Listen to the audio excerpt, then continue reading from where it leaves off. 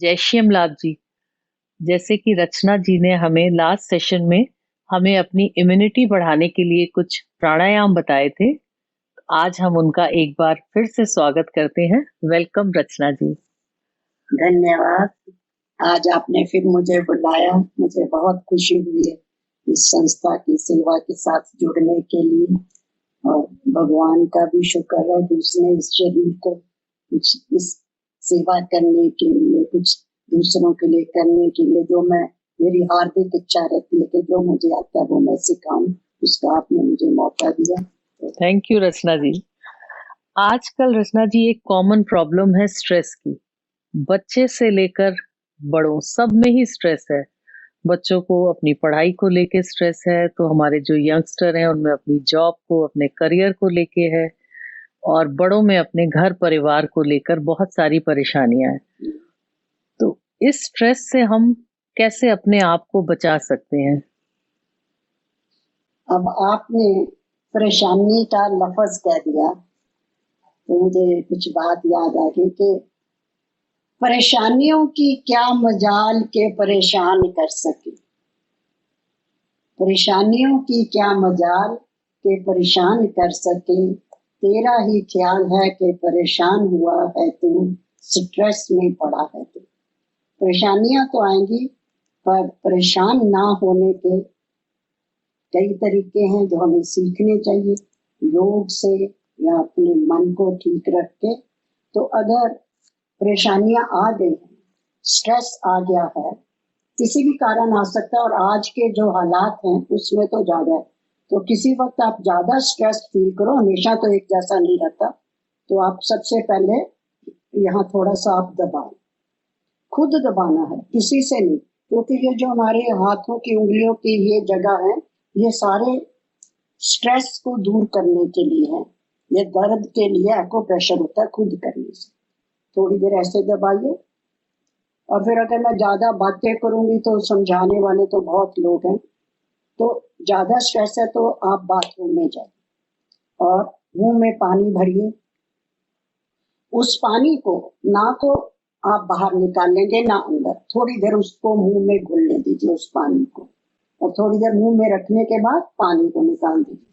फिर ऐसा करिए 3-4 बार, आप ऐसा करिए। फिर हो सके तो मुंह को धो लीजिए, पाँव को भी धो लीजिए। फिर आके बैठिए, मैं बिल्कुल प्रैक्टिकल बताती हूँ, बड़ा आसान तरीका है इसको दूर करने। आके बैठिए, कॉपी पेंसिल ले लीजिए और उस पे लिखिए। कोई समरी टाइप मत लिखिए, बहुत लंबा चौड़ा, पॉइंट्स बनाइए। क्या है मेरे स्ट्रेस के कारण, उसके 2-3-4 पॉइंट्स, ज्यादा तो बनेंगे नहीं। जब लिखने लगोगे, सोचने में बहुत होता है स्ट्रेस है, तो लिखने में थोड़ा ही आएगा, तो उसको आप लिख लीजिए। अब आप सोचिए कि स्ट्रेस तो मैंने उतार के रख दिया कॉपी पे, अब उस कॉपी को रख लीजिए।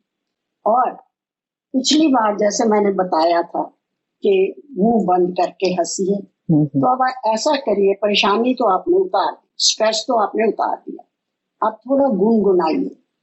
अपने गुरुजी का कोई भजन गुनगुना लीजिए, या जो भी आपको अच्छा लगता है, और ऐसा गुनगुनाइए जो आपके मन में कोई तरन्नुम पैदा करे। नहीं तो कुछ वीर रस का गाइए, जैसे सारे जहां से अच्छा, ऐसा कुछ जो भी आपका दिल करे वो आप गुनगुनाइए। और ब्राह्मरी प्राणायाम कर लीजिए, नहीं भी कान बंद करे। अगर आपने बहुत लंबा टाइम खाली पेट नहीं है तो खाली ऐसे ही कर सकते हैं।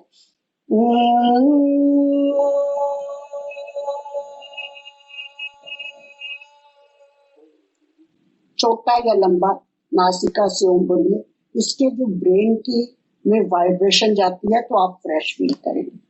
फिर आप उसको रख लीजिए कॉपी को, थोड़ा घूमिए फिरिए, फिर आप आके देखिए कि मैंने क्या लिखा, क्या परेशानी है। कहीं ऐसा तो नहीं मैं कर रहा कि मैं अपने आसपास वालों को, जो भी मेरे साथ लोग जुड़े हैं, उनको मैं ये अपना स्ट्रेस दिखा के कुछ सिंपथी लेने की मुझे आदत पड़ गई। कई बार आदत पड़ जाती है कि सब तुम्हें अटेंशन दे, तुम्हें अटेंड करें, क्या परेशानी है तुम्हें, कोई समझाने लगे, कहीं ऐसी बात। हाँ जी, ये बहुत लोगों को हैबिट होती है कि मेरी तरफ ही सबका अटेंशन। हाँ, ये होता है। और एक याद करिए बात, फिर से बच्चे बनिए, देखो स्कूल में हमें ऑब्स्टेकल रेस कराते थे, तो उसका क्या मतलब है कि हमें ये सीखें कि जीवन ऐसा नहीं कि सीधी सड़क है, आप सरपट दौड़ रहे हो, दिखा रहे हो कि you are a good runner, achiever. Obstacle आएंगे, पर अब आपने लिख दिया, आप स्ट्रेस दूर हो गया, तो आप सोचिए, पहले आप परेशानी के बारे में, स्ट्रेस के बारे में सोच रहे थे, अब क्या सोचोगे, उनको कैसे सॉल्व कर। अब उस लाइन पे है कि मैंने इसको सॉल्व कैसे करना है। तो देख लीजिए, कुछ परेशानियां भी दूर हो सकती हैं, नहीं तो या तो उनको एक्सेप्ट करिए या तो उनको सॉल्व करिए। तो ऐसे धीरे धीरे आदत बनाइए, जब हो तो देखना, आप 2-4 बार करोगे, आप बाथरूम की तरफ जाने लोगों के लगे नहीं नहीं मैं तो ठीक हूँ, मैं तो ठीक हूँ, और मन में कहने मैं ठीक हूँ, मुझे कोई स्ट्रेस नहीं। आपने स्ट्रेस को दूर करने का ये बहुत अच्छा तरीका बताया कि हम मुंह में पानी भरें या उसको नोट डाउन करें। ये एक बहुत अच्छे, हम कई बार देखते हैं अगर हम स्ट्रेस में होते हैं, हम डीप ब्रीथ भी ले लें थोड़ा टाइम, तो उसमें भी हमारा हाँ काफी हद तक हाँ जी, हाँ स्ट्रेस जी, रिलीज हो जाता है। हाँ हमारे महाराष्ट्र भी अक्सर कहा करते थे, हमें हमें चिंतन करना चाहिए, चिंता नहीं करनी चाहिए, क्योंकि हाँ चिंता तो चिता के समान है। हाँ तो हम सबको, स्ट्रेस तो सभी की लाइफ में है, बट हाँ, उसको दूर करने के लिए प्रयत्न भी हमें अपने आप ही करने पड़ेंगे। जी कुछ चीजें ऐसी होती हैं जो शायद वक्त के साथ अपने आप सॉल्व हो जाती हैं, तो हमें जी थोड़ा सा अपने आप को सहज करने की हाँ कोशिश करनी हाँ, चाहिए। बिल्कुल करनी चाहिए, और इसके लिए कुछ खाने का भी हो सकता है तरीका। अच्छा, और क्या ऐसी भी कुछ हाँ, चीजें हैं आयुर्वेद में जिनको हम लेके, क्योंकि मेडिसिन तो आजकल डॉक्टर्स बहुत प्रिस्क्राइब करते हैं, हाँ, बट उसके बहुत सारे साइड इफेक्ट्स भी हैं, तो क्या कुछ ऐसी आयुर्वेद में मेडिसिन है जो हम लेके अपने स्ट्रेस को थोड़ा हाँ, सा या हम कह सकते हैं उसे में अच्छी स्लीप आ जाए, तो स्ट्रेस को दूर कर। बहुत आसान है। आप ऐसा करिए कि अश्वगंधा पाउडर है, वो आपकी इम्यूनिटी को भी बढ़ाएगा। और आंवला एक ऐसी चीज है जिसके गुण कभी खत्म नहीं होते, चाहे आप किसी शेप में ले लें। तो आधा चम्मच अश्वगंधा पाउडर ले लें और आधा चम्मच आंवला पाउडर, उसको घोल के पिए। अच्छा, ये रोज आप पी सकते हो, चाहे ब्रेकफास्ट के बाद चाहे पहले। तो उससे ये जो बेचैनी है, जो हमें बेचैन होने की आदत पड़ जाती है, वो काफी हद तक आपको फायदा देगा, अश्वगंधा पाउडर और आंवला पाउडर। आंवला पाउडर तो एक बोलते हैं ना विटामिन सी का हाँ रोल करता है जी, हमारी बॉडी में, तो वो ठंडक भी देता है दिमाग को। आंवले अच्छा। के बहुत गुण हैं। हाँ, आयुर्वेद में तो आंवला को अमृत बोला गया है। अमृत बन हाँ जी। आप हमें आज ये बताएं कि स्ट्रेस से हमारी फिजिकल हेल्थ, मेंटल हेल्थ दोनों को ही बहुत बुरा असर ही पड़ता है। क्या आजकल जो लोगों को इतने diabetes, high blood pressure, cervical या स्टमक डिसऑर्डर से जो प्रॉब्लम है, क्या स्ट्रेस भी उसका एक कारण है? जी हाँ, स्ट्रेस तो सबसे पहले इसका कारण। आप चले जाओ कहीं भी इलाज कराने, तो डॉक्टर वैद्य जो भी पूछेंगे कि कहीं कोई स्ट्रेस तो नहीं। स्ट्रेस से क्या होता है, हमारी नाड़ियां टेंस हो जाती है, और सबसे ज्यादा इफेक्ट हमारे पेट पे पड़ता है। और उससे जितने आपने रोग कहे हैं, स्ट्रेस इसका बहुत बड़ा कॉज है। इसलिए स्ट्रेस को दूर करना बहुत जरूरी है। वो अपनी हेल्थ को ठीक रखे, या जो मैंने विधि बताई है वो टेम्परेरी है, और असली तो विधि है कि उससे जुड़े रहिए, जो सुपर पावर है, जिसका ट्रांसफार्मर कभी खत्म नहीं होता। अपने गुरु जी के उपदेशों से, भगवान से जुड़े रहिए, तो स्ट्रेस होगा ही। और आजकल जैसे बहुत सारी बीमारियों में एक सबसे कॉमन है डायबिटीज। आज हम आपसे इसके बारे में ही थोड़ा जानना चाहेंगे। क्या हम अपनी जीवन शैली या खान-पान में कुछ ऐसा चेंज करें कि जिससे हमें ये बीमारी हो ही नहीं? क्योंकि ये कहा ही जाता है कि prevention is better than cure.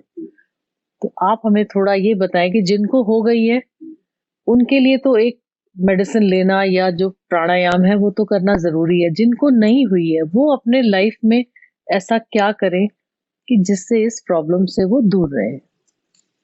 ये तो बहुत ही अच्छा प्रश्न पूछा। वैसे तो सब लोगों को शायद पता होगा, नहीं पता तो मैं बता दूं कि डायबिटीज में इंडिया वर्ल्ड में सेकंड नंबर पे आता है। अब हमें सबको मिलके ये कोशिश करनी है कि इसको पहले नंबर पे ना आने। उसके लिए जो भी मैं अब बताऊंगी वो करें। और सबसे पहले अपना लाइफस्टाइल हमें वो जरूर बदलना पड़ेगा। जो डायबिटीज है, जिसको शुगर कहते हो, ये शुगर खाने वालों को नहीं होती, लेकिन जो आपका जीने का ढंग, खाने पीने का, बेवक्त खाना, गलत चीजें, विरुद्ध आहार करना, उनसे ज्यादा होती है। या बेवक्त सोना, पूरी नींद ना लेना, या और भी गलत खाने बाजार के हर वक्त, तो उनसे ज्यादा होती। हाँ, शुगर हो जाए तो चीनी खाने से और नुकसान होता है, पर जिनको नहीं हुआ उनको तो जरूर ये करना है, ताकि अपने लिए आप खुद सीखिए, औरों को सिखाइए, कम से कम अपने को बचाइए, अपने देश को बचाइए, बहुत जरूरी है ना। क्या डायबिटीज को कंट्रोल करने के लिए कुछ घरेलू या आयुर्वेदिक उपचार भी हैं जिनको अपनाकर हम अपनी डायबिटीज को थोड़ा कंट्रोल कर लें? जी हाँ, बिल्कुल है। देखिए, एक तो पहले अपना खान पान ये करिए कि सोने से 2-2.5 घंटे पहले खाना खाना, सीधी बात। और खाना खाने के 1 घंटा बाद में आपने पानी पीना, पहले नहीं पीना, ठीक है। और रात को दूध अगर डायबिटीज नहीं है तो पीते रहिए, अगर हो गई है तब नहीं पीना। और जिनको डाउट है या डायबिटीज हो गई कंफर्म है, उनको प्लेन आटा नहीं खाना चाहिए। वैसे हम सब लोग भी गेहूं के आटे में थोड़ा चने का आटा डलवा लें, जौ का डलवा लें, तो वो पौष्टिक भी है और जल्दी हजम होता है। और सबसे जरूरी बात है कि जो पेट कॉन्स्टिपेशन नहीं होनी चाहिए। डायबिटिक्स ऐसा है जिनको। आहार रखें, ऐसा विहार रखें कि कॉन्स्टिपेशन ना हो। और अगर आपकी हैबिट है किसी भी कारण से, तो एक जंग हरड़ कहते हैं उसको, काली हरड़ भी कहते हैं, छोटी छोटी होती है, उसको आप अपने चाहे साइड टेबल के, सोने के साइड टेबल पे रखें, या वैसे खाना खाने के बाद सिर्फ एक उसको धो के मुंह में चूसते रहिए, और एक सुबह एक शाम को उसको चूसते रहिए, तो उससे आपका पेट जल्दी साफ हो जाएगा। लेकिन don't make it a habit, किसी चीज को हैबिट में ना लाइए, उसको 2-4 दिन करिए फिर। और अगर और आदत है तो कैस्टर ऑयल होता है, उसका 1/2 टीस्पून आप दूध में या चाय में लीजिए, 2-3 दिन लीजिए, फिर नहीं लेना, फिर थोड़े दिन छोड़ के फिर लेती। उससे जो हमारी आंतड़ियां वो लुब्रिकेशन होती है, तो हमारा मन इजीली हम फ्रेश हो जाती है। और खाने के लिए चने खाइए, उसके अगर डायबिटीज है बेसन खाइए ऐसी। और फ्लैक्स सीड का यूज करिए, फ्लैक्स सीड्स बहुत बढ़िया चीज है इसके लिए। और वेट मत बढ़ने दीजिए, उसके लिए दालचीनी पानी में घोल के पी सकते हो, या और चीजों में डाल के ऐसे पी सकते हो। तो अपने खान पीने का वो हिसाब रखिए जो इजीली डाइजेस्ट हो। और पानी दिन में आपको बहुत ज्यादा पीना चाहिए, जैसे 10-12 गिलास पानी तो पीना चाहिए। भोजन करने 1 घंटा बाद अगर पानी पिया तो फिर चाहे आप 2-3 गिलास एक बार पीजिए, उसका कोई हर्ज नहीं। सुबह उठते ही पीजिए, ऐसे डिवाइड कर लीजिए कि इतना पानी पीना है, तो उससे फिर आपको वो होगा। है प्रिकॉशन भी समझ लो। और जिनको भी, और एक मैं बताती, जिनको डायबिटीज हो गई है, जिनको नहीं वो ना ये करें, उसके लिए कि इंद्रजौ कड़वा आता है, तो इंद्रजौ कड़वा ले लीजिए, और चने ले लीजिए भुने हुए, और बादाम। बादाम कौन से लेने, जिसमें से बादाम रोगन निकलता है, गुलबंदी वाले। गुलबद्दी वाले, हाँ वो जी। ले लीजिए। और उनको पीस के एक कांच के जार में रखिए, और खाने के बाद एक बार 1 चम्मच, 1 टेबल स्पून आप पानी से ले लीजिए, उससे डायबिटीज को बहुत फायदा होगा। और उससे भी और फायदा होगा, बाकी हमारी जो रसोई में जो हमारे मसाले या हमारी औषधियां हैं, मेथी दाना है वो भिगो के आप ले सकते हैं। और कलौंजी जो आम के अचार में भी पड़ती है, वो भी इसमें बहुत फायदा करती है। और लहसुन तो कई बीमारियों में करता ही है पेट के लिए। ये सब चीजों को आप ले सकते हैं। आपने अभी जो इंद्रजौ, बादाम और भुने चने का हमें ये पाउडर बनाने के लिए जो बताया, इनका रेशियो क्या रखना है? इनका समभाग, जैसे एक चीज 250 ग्राम है, तो तीनों चीजें 250-250 ग्राम लेके इनको पीस के बनाइए, और उनको एक कांच के जार में रख लीजिए पीस के। खाने के बाद 1 चम्मच पानी के साथ खा लीजिए।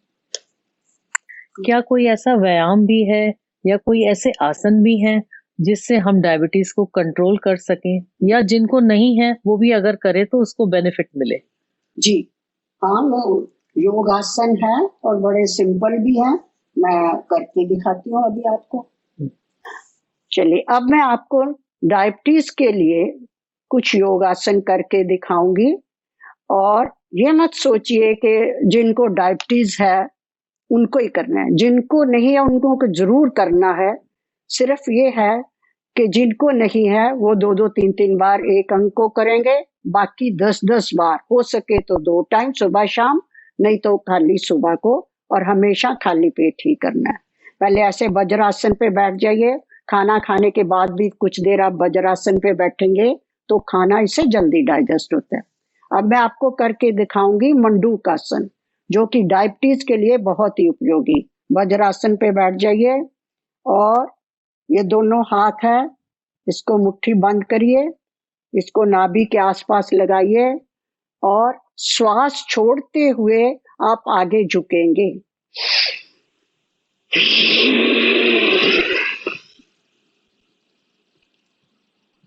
मुंह सामने, आंखें खुली हुई। जितनी देर ऐसे इस पोषण पे रुक सके उतनी देर रुकिए। फिर श्वास लेते हुए पीछे। अब मैं दोबारा दिखाती हूँ आपको।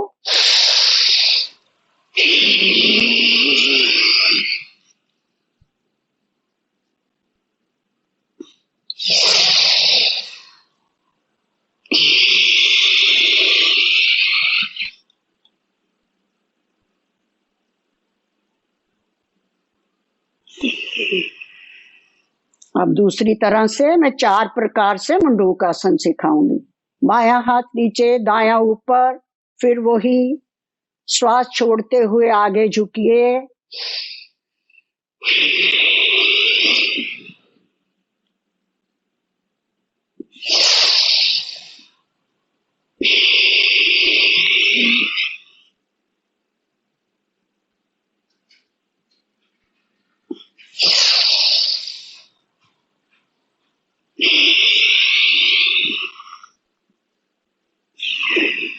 दो प्रकार से ये हो गया। अब तीसरी तरह का देखिए, इसको कहते हैं शशक आसन। श्वास लेते हुए पीछे,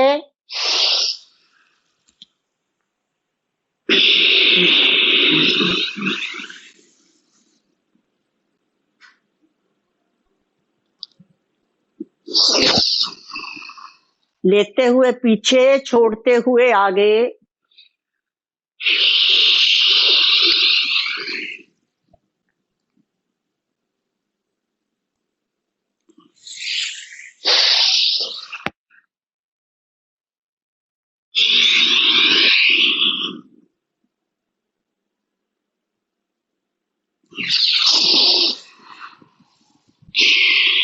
अब करेंगे कूर्मासन। कूर्मासन, कूर्म कहते हैं कछुओं को। कछुआ कैसे बैठता है? बिल्कुल अपने सारे अंगों को पीठ में सिकोड़ लेता है। इन सारे आसनों से पैनक्रियाज एक्टिव होते हैं और इंसुलिन पैदा होती है। ऐसे बैठिए और श्वास छोड़ते हुए फिर वही करना है। ठुड्डी को लगाना है नीचे, सामने देखते हुए जितनी देर रुक सके रुकिए।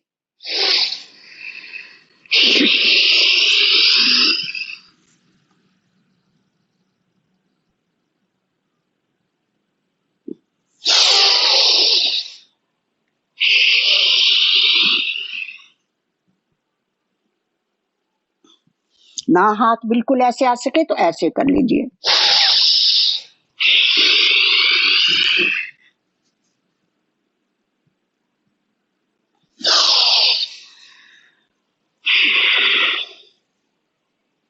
ये हो गए मंडूकासन के 4 प्रकार। अब करेंगे अर्धमत्स्य इंद्रासन। उसके लिए ऐसे बैठ जाइए, एक टांग को मोड़िए, दूसरी ऐसे रखिए। अगर पूरी तरह ना करना आए तो आप ऐसे बैठने की आदत डालिए।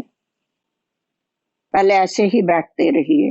अगर नहीं आपकी बॉडी पूरी मुड़ सकती तो मैं पूरा अब करके दिखाऊंगी। इसके बाद ये वाला जो घुटना ऊपर है उससे अपोजिट हाथ को ऐसे लाइए और ये वाला हाथ पीछे, गर्दन मुड़ी हुई।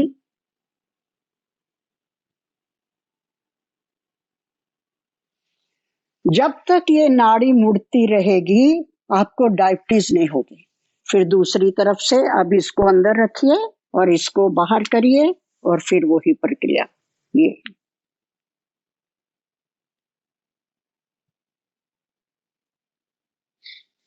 अच्छा, ऐसे ना हो तो आप ऐसे कर सकते हैं, जैसे ऐसे करिए। ये आप ऐसे करने की आदत डाल लीजिए। मतलब यह है कि हमने उस नाड़ी को मोड़ना है। ऐसे नहीं कर सकते, ऐसे रखिए, क्योंकि सब लोग एक बार में जल्दी मोड़ नहीं सकते। फिर ऐसे कर लीजिए, ऐसे करिए, ऐसे कर सकते हैं। और एक और तरीका है, ऐसे करिए और इसको ऐसे रखिए और ये ऐसे, और हाथ दोनों जमीन पे ऐसे। अब ऐसे करिए, फिर आप ऐसे करिए। हाथ लगे ठीक है, ना लगे ठीक है, तो भी है। बार बार उस तरह बैठने की आप आदत रखेंगे। अच्छा, अब इसमें जो बहुत ही जरूरी है, जो मैंने पिछली बार सिखाया था, कपाल भाती करना। ऐसे चौंकड़ी मार के बैठ जाइए। और बहुत लोगों को मैंने देखा, मैंने 42 मैराथन दौड़ने वाले लोगों को देखा जो चौंकड़ी नहीं मार सकते। अब जो बटरफ्लाई है, जिसको तितली आसन बटरफ्लाई भी कहते हैं, इसके करने से जिनकी चौंकड़ी नहीं लगती वो भी लगने लगेगी। इसको थोड़ी देर करते रहिए, तब आप बैठ सकेंगे। इसको अभी तो मैं थोड़ी बार दिखा रही हूँ, गिन के करिए और इसका अभ्यास बढ़ाते रहिए। फिर उसके बाद सीधी चौकड़ी मारिए, नहीं तो ऐसे मारिए। नहीं तो क्या करोगे, आप पद्मासन भी लगा सकते हो, पद्मासन लगा लीजिए। और कपाल भाती करिए।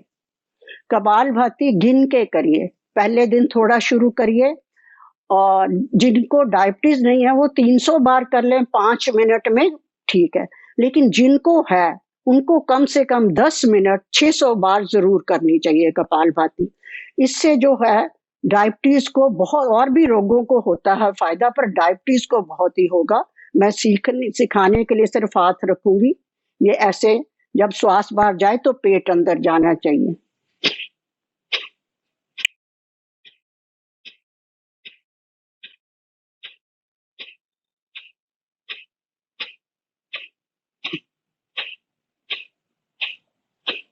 ऐसे गिन के कपाल भाती को बढ़ाते जाइए तो डायबिटीज को बहुत फायदा होगा। और एक मैं और बात बता देती हूँ, एक एडिशन कर देती हूँ, कि जब आप खाना खाते हैं तो खाना खाने से पहले उंगलियों को मरोड़िए, जो कि आपके डाइजेस्टिव सिस्टम को बहुत ही ठीक करेगा। जैसे ये है, इन हाथों को ऐसे उंगलियों को मरोड़िए, ऐसे।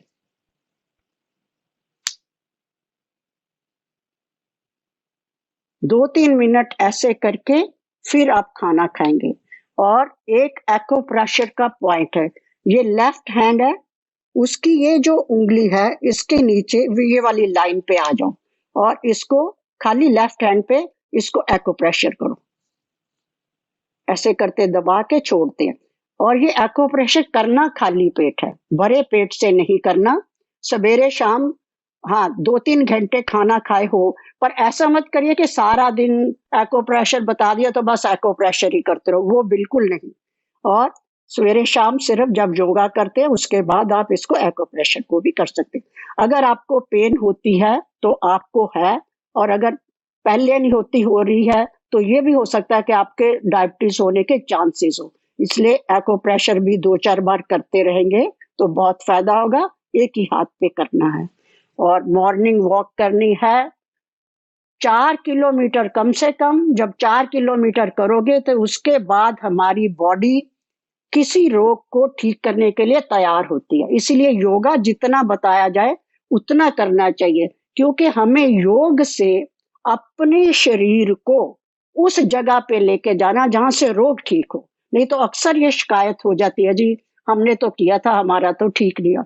हमने उतना किया नहीं। जैसे हम पानी को बॉइलिंग पॉइंट पे लेके नहीं जाएंगे तो पानी कैसे उबलेगा, जर्म्स कैसे मरेंगे। इसी तरह उतना करिए कि बॉडी को उस जगह पे लेके जाइए। और शरीर को ठीक करने के लिए अपनी मेहनत को इन्वेस्ट करिए, मेहनत का इनपुट करिए, तभी रिजल्ट आएगा। यही असली दौलत है। ये जितने भी मैंने बताए आप उतने ही कर लीजिए। है तो कुछ और भी, सूर्य नमस्कार भी इसमें बहुत फायदा करता है, पर चलिए अभी आप इतने करिए, फिर जब फिर मौका मिलेगा फिर दोबारा बताएंगे।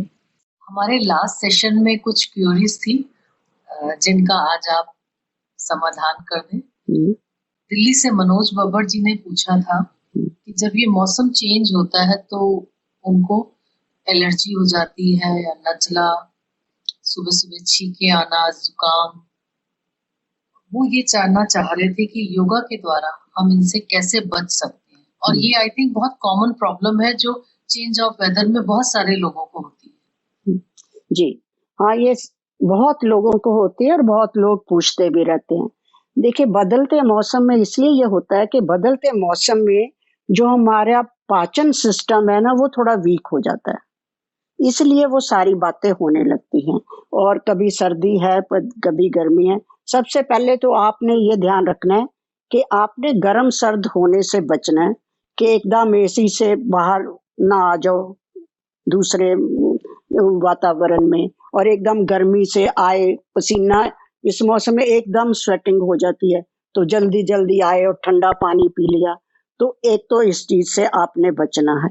और अपने पाचन क्रिया को ठीक करने के लिए 1 गिलास पानी में आप आधा नींबू निचोड़िए, थोड़ी काली मिर्च डालिए और उसको आप लीजिए, इससे आपकी पाचन क्रिया ठीक होगी।